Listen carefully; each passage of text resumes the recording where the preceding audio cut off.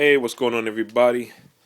Just a little show of my Stillen rotors for my G35 Coupe 2005. Stick shift, of course. So I gotta really say that because a lot of guys ride around with automatics, but hey, that's you. If you can't drive stick, I don't know why you bought a sports car on automatic.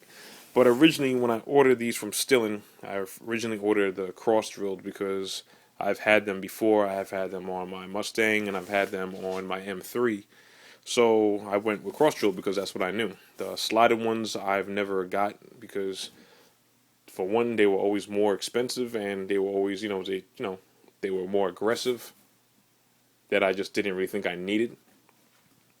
But when I ordered them from Stillen, originally they had them in stock. Then when I placed the order, then one of the representatives called me the next day to let me know that the rears weren't coming in cross drilled for another 2 weeks.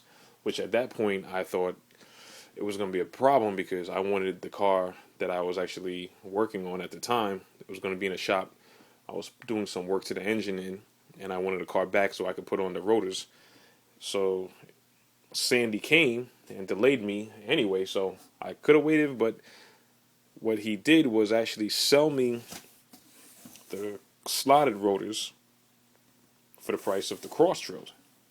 Which of course the slotted rotors were more expensive than that. So I would say thanks to Stillen, they did right by me by making a mistake, but they made up for it, and they gave me a performance rotors for the price of what I paid less. So I had no problems with that because I bought my true dual exhaust from them as well, and never had a real issue with them.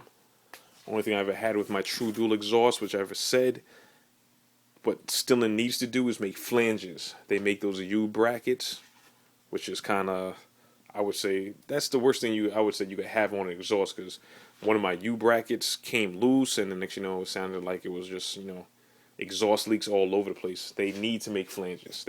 That's one thing they need to do.